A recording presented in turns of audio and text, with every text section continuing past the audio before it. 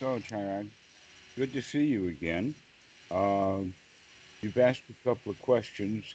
Let's take it in order of less important, and then, well, maybe not even the word important. We'll use the word frivolous about the past. So that you ask, why am I on YouTube or why am I on Skype?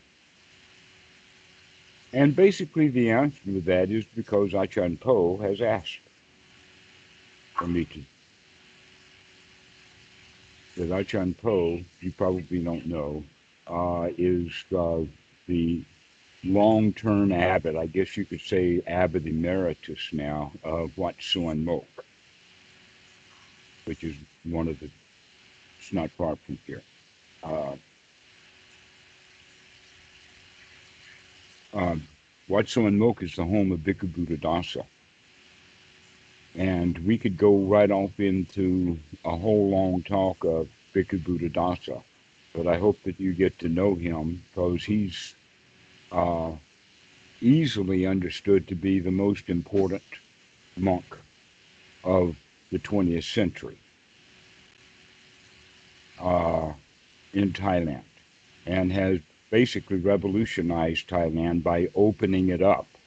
The Sangha that used to be tight and closed and within a small group. But Bhikkhu Buddhadasa's whole idea is let's make the real teachings of the Buddha, the real Dhamma, the supramundane Dhamma, that is useful, valuable, and wholesome to every individual person, but is not so wholesome for society and gross national products and economies and pollutions and all that kind of stuff.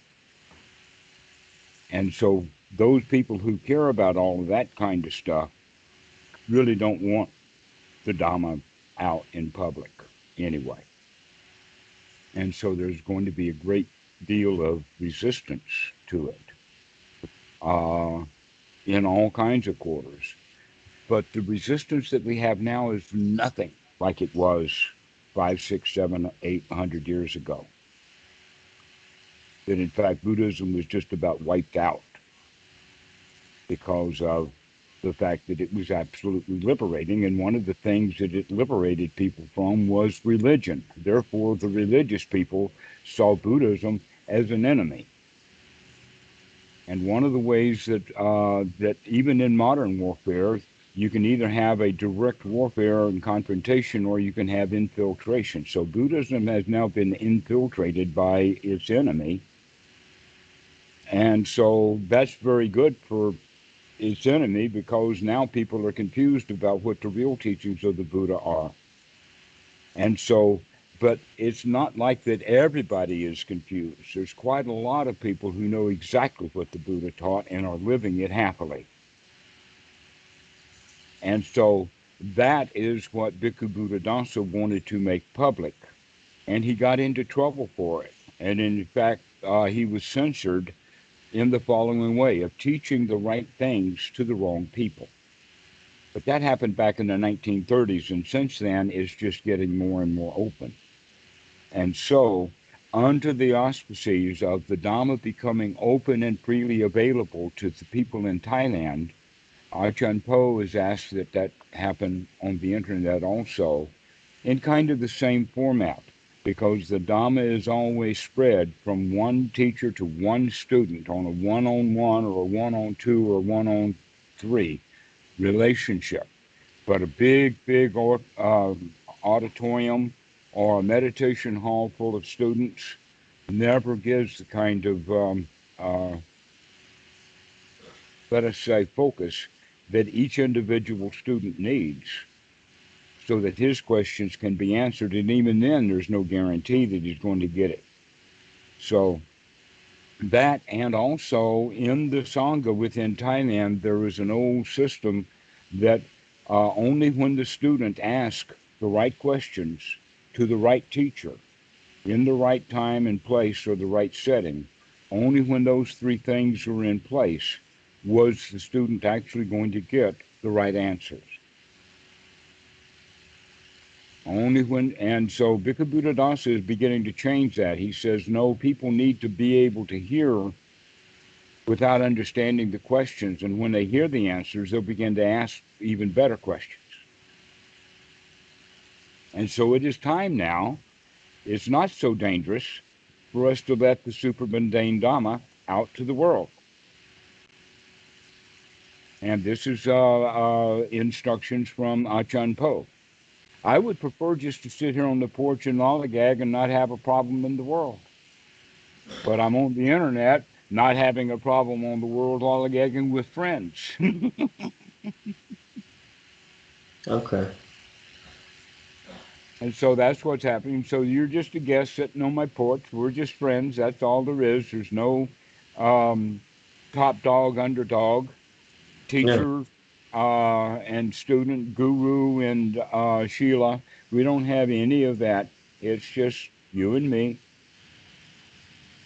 Okay, so Okay. that's the answer to that question, I hope, is that I'm on the internet because I was asked to be on the internet by my own teacher and my, uh, let us say, both of my top two teachers. Okay. Okay, but most specifically from Ajahn Po.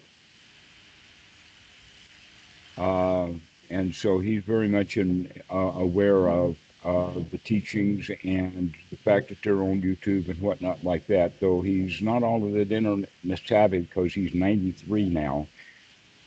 Wow.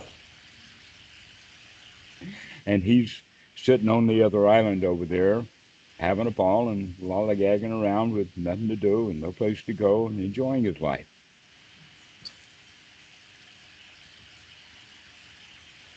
And the message is that others can do that too. That we don't have to do up two, three, four, go do what you're told to do and hate it. And that's how most people live their lives. They go do what they're told to do and they resent it and they want freedom, but they don't know how to get it. Right. And the reason that they don't know how to get it is because they have started to talk to themselves in the same way that they were talked to by their parents and their parents' parents on back into time as things slowly have changed. In fact, society has gotten a whole lot better to the point that humans have built a society that's way ahead of them. That the human mind is still way back 100,000 years ago. We still live in a jungle in the mind, even though we've been able to build cities. And a city is a city and a jungle is a jungle, but cities are called concrete jungle because all of the jungle monkeys are the ones who are inhabiting the city now, and they don't recognize that they really don't have to be in a jungle anymore. They can sit down and relax. Yeah, that's so But true. but our whole culture keeps telling us, go do this, go learn that, learn your ABCs, learn your one, two, threes, go clean up your room, do your homework. And so that kind of talking is the kind of talking we do to ourselves whenever we're talking to ourselves. Is talking about jobs that need to be done, things that happened in the past, and whatnot like that. And most always, those kind of thoughts are unwholesome. And so the object is not to bring the mind to stop. That this is something that has been mainly confused by a whole lot of ordinary people who don't understand the teachings of the Buddha. The Buddha was not so much about stopping the mind from thinking, but rather to get the mind to do what needs to be done. Not to shut it down, but to put it to work. That we want to have a mind that's fit for work. We don't want to stop thinking. We want to think correctly. So So this is so something that that's where our conversation on recognizing wholesome from unwholesome thoughts came into play. And that's you captured the exactly right. unwholesome thought, uh, and you converted the unwholesome thought into two wholesome thoughts, I think is what we talked about. That can be done exactly. Yeah. or a whole stream of wholesome thoughts, one after another, after another, after another, is exactly the goal here. That the Buddha has an analogy, and this analogy is in a sutta number 19. And the name of the sutta is Two Kinds of Thoughts. Guess what? Wholesome and unwholesome thoughts. And he describes what unwholesome thoughts are. And we come to understand that those unwholesome thoughts are actually just a full on description of the second noble truth, and are therefore also to be understood as the momentary arising of the hindrances. Okay, and so even though there's a lot of different words and languages and perspectives, we're still talking about the same issue. And that is that some thoughts are good, valuable, and wholesome and useful for us. Right. And then there are thoughts that are unwholesome, unvaluable, and unuseful for us. And that we should only seek this neutrality once we have it balanced, or that in fact we've gotten completely wholesome. So that if we go into neutral, the only place back to go is to wholesome. Normally, when people practice meditation the way that they do, they have an object like noting or whatever like this, and they continue to note whatever it is. In fact, they're instructed to just note whatever it is going on. Well, guess what? That means that they're noting a whole lot of unwholesome thoughts as they're going on. It's Right. almost like they intentionally go on vacation to inspect and get to know the city dump in their own mind. And so now here they are in their own city dump of their mind, sorting garbage. And someday they begin to wake up to the fact that here I am surrounded by garbage, and it becomes completely fearful, completely, they become miserable, they go into a state of despair, all because all they've got is garbage in their life, because that's what they're looking at, and they're really good now at looking, right? That's the problem with many meditations, is the Buddha says that they're missing the first step. They go for the second. We always like that in the Western culture. We want more and more and more and more. We don't really get the solid foundation that we need before we go to the next step. And so that's always what happens with people who are practicing meditation. It's like they're trying to build a building that's too tall, too many floors for the foundation and the structure that it has, so it keeps collapsing. It keeps collapsing. They'll build it up like that, and then whoop, and it'll collapse again because they don't have the foundation. And the very first part of the foundation is to get the mind so that it will have only the wholesome thoughts. Rather than trying to get rid of thoughts altogether, it's to watch what thoughts are there and to make sure that they're wholesome. Now, not all thoughts, in fact, are thinking thoughts in the sense of verbal. That in fact there is often a dialogue that's going on, and only one side of the dialogue is verbal. The other side is more of a feeling, kinesthetic. We could even go so far as to call it emotional, as the language that it speaks, and it takes a mind moment or two to speak its say. So basically, it goes like this: the dialogue is, "You ought to go do this." And then the answer to that is the feeling of, which actually is the feeling of, I don't want to do it. And then the next thought is, oh, yeah, but you got to go do this. This is important. You got to go write that email, or you got to go mail that package, or you got to go to the bank, or whatever, whatever, whatever. You got to go do it. You got to go do it. And the feeling decides that I don't want to. And then you got to go do it. And then the next statement is, oh, all right, I'll go do it, but I don't want to, but I'll do it anyway. We literally talk ourselves into doing it, but we don't talk ourselves into joy at all. Right. Right?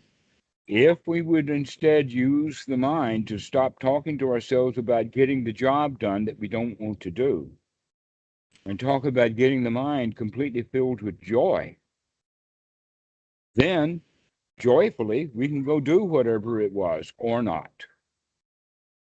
That in fact the real issue is in this moment, are you going to be joyful or unhappy? And most people think that the only decision they have to make is, am I going to do it or not? Okay. So we can see, in fact, like this, that on this side, do it. On this side, don't do it. And then we can see a bar like this. And on the bottom here, we have I feel bad. And up here is I feel good. Now, in this quadrant, guess what? They're independent in the sense that I can feel bad and not do it, or I can feel bad and do it. And this is the place where most people live. Yeah. But we can also take and change the way that we feel intentionally by talking ourselves out of unwholesome bad thoughts into wholesome good thoughts. And now that we're up in a good state, we can now make the choice, do I not do it or do I do it? But in either case, I'm still going to feel good. I'm not going to go from I'm not doing it and I like it down to I am doing it, but I hate it again. No, we're not. No.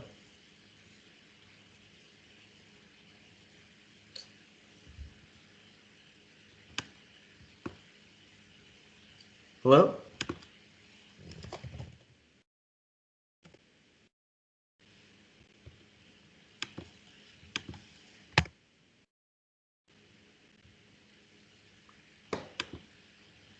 Well, you're back. Can you hear me?